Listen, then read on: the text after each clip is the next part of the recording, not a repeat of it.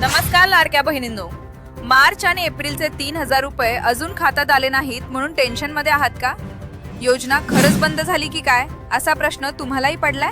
तर थांबा, कारण आता एक महत्त्वाची अपडेट समोर येतेय. तुमचे रखडलेले पैसे नेमके कधी येऊ शकतात आणि उशीर का झाला ते समजून घेऊया. हा व्हिडिओ शेवटपर्यंत पहा.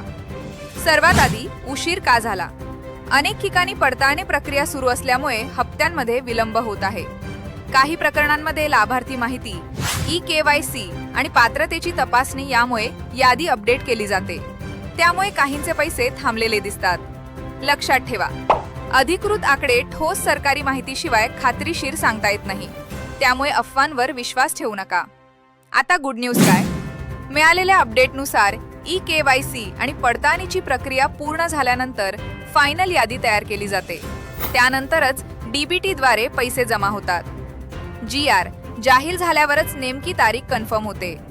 काही ठिकाणी मार्च आणि एप्रिल मिळून 3,000 रुपये एकत्र देण्याबाबत चर्चा आहे, पण हे अधिकृत घोषणा आल्यानंतरच निश्चित होईल.